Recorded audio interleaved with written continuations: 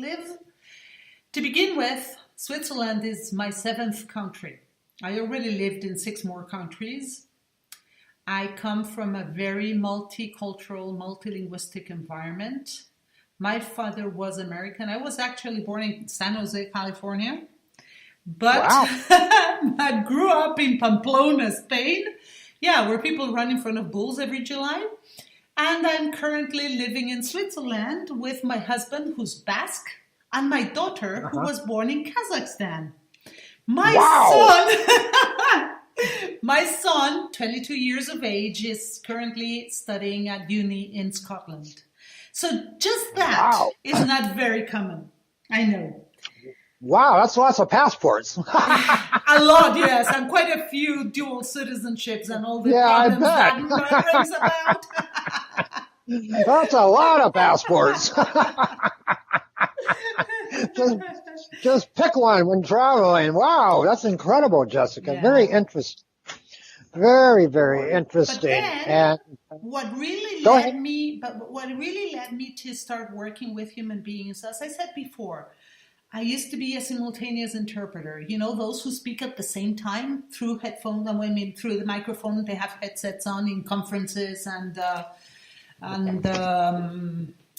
press conferences and things like that. Well, that's what I used to do. Before that, I was an English teacher because my father was a teacher trainer. So I used to teach. I taught for quite a few years. I taught adults only, not children. Then I became a simultaneous interpreter and translator and combined both jobs for a few years. But I happened to have two car accidents. And the second accident was a head-on. And that led me almost completely paralyzed. I was in constant acute pain for 7 years every single day because I was unfortunate enough to develop intolerances to most drugs, so I couldn't be properly treated. Well, to cut a very long story short, I should have been on a wheelchair already more than 12 years ago. Traditional medicine told me there was nothing they could do for me. And because I was a medical interpreter, I knew the best doctors in the world. So Uh-huh. I was told there's nothing else we can do for you. You're going to be on a wheelchair. You're going to be in constant acute pain. And we can do nothing else. Well, I continued working whenever I could stand up for about 10 years because working, being so concentrated on my job as a simultaneous interpreter was the only thing that kept me sane, mentally sane. But then my back just gave in and I couldn't stand up. And I had to sell my company and I had to leave my job and stop working. And that was the beginning of my new career. As a result of everything else, all the accidents, the pain, etc., and a few other things that were happening in our personal lives back then, I lost my own optimism. And it was not until a friend of mine told me, Jessica, whatever happened to your strength and your power? That I went like, wait a minute, you're right. Whatever happened to me? This is not me. And it was like a wake-up call. I woke up again and I said, no way. I don't want to be this. I want to go back to what I was before. I want to be the strong woman I used to be. And that's when I started studying optimism and everything else. And well, I think you know the rest of the story. I do. I am not on a wheelchair anyway. Nice. Yes. That is an absolutely inspiring and amazing story, Jessica. So very cool. You have come through a lot of challenges on your own, which I'm sure makes it makes you very empathetic when you're dealing with others and the challenges that they have. Yeah. So That's yeah, another. absolutely. Yeah, I was going to say that's another difference between what I do and what coaches do, because in coaching, we're taught to not focus on the client's stories, because the story is what the client is telling himself or herself, and for coaches, that's not that important. Well, Right. in my opinion, there are cases in which that is fundamental. Cool. So, Absolutely amazing. Uh, Do you have any hobbies, Jessica? Anything unusual or interesting that you do when you're not working and not taking care of your family? Well, I have two children, as I already said, so that keeps me pretty Right. busy too. I love Uh-huh. reading. I've always read, like I'm a bookworm, complete bookworm. I love traveling, thank God, after living in so many countries. I Absolutely. I love meeting new people, so I'm always socializing, learning new languages so I can communicate with them. And I'm a very, very, very active, busy person. To tell you a little Uh-huh. secret, my personal essence is light.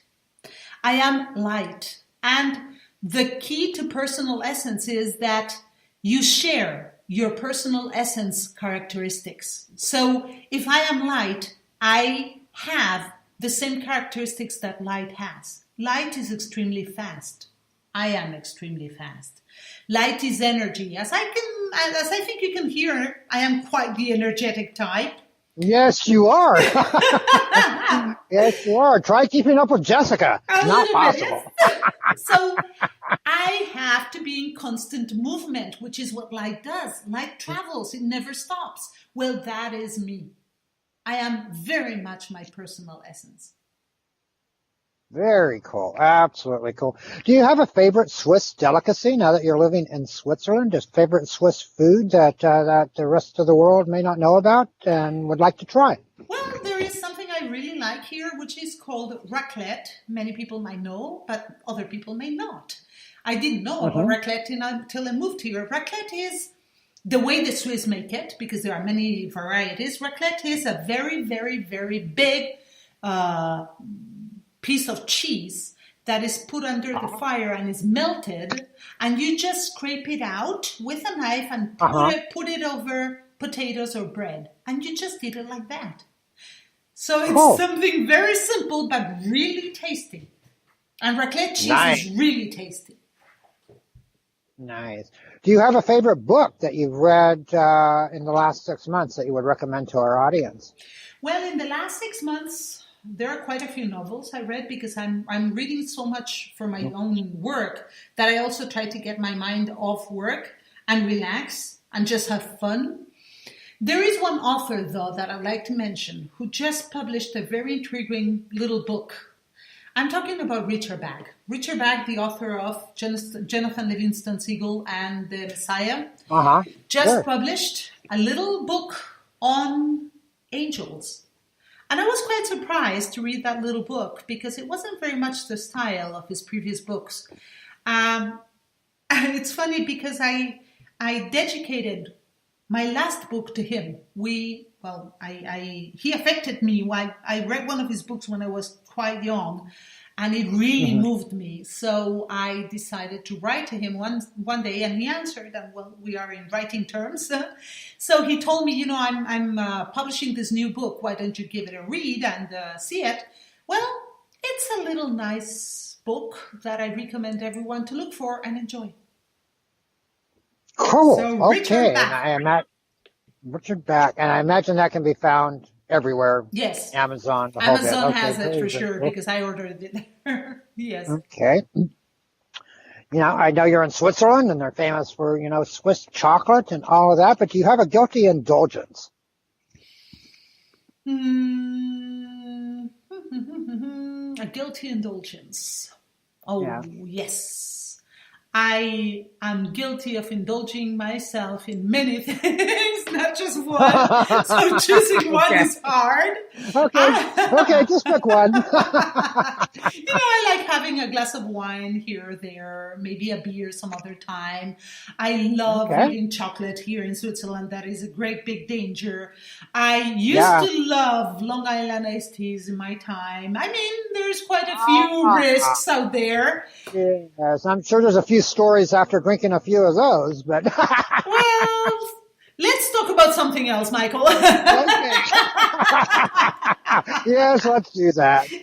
I think we pretty much wrapped it and covered it all. We've gotten to know a little bit about you. We've had a short and brief but fascinating and intriguing introduction to humanology and optimism coaching.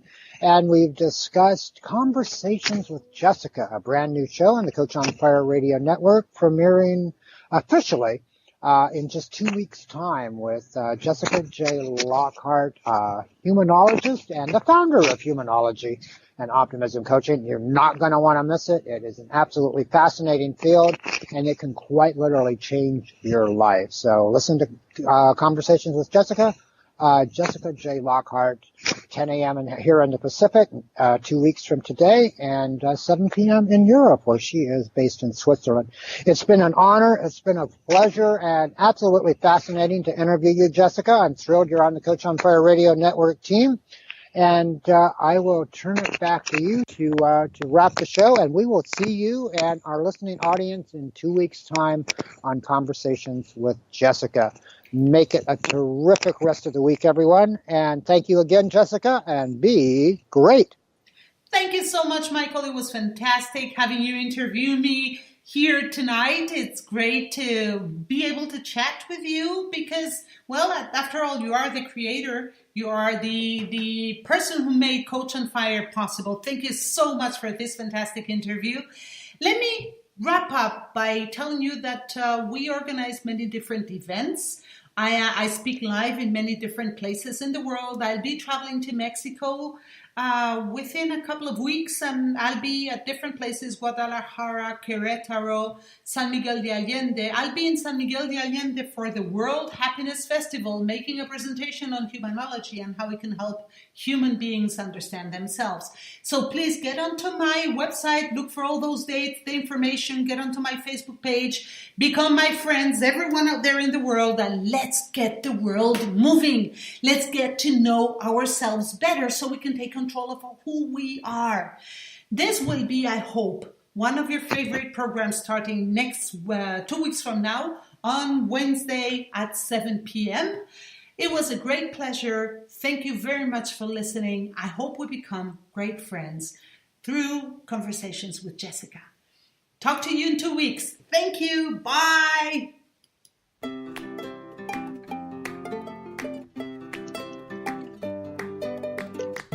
I can do anything. I can reach any goal today. I can do what I want. I can be what I want to be.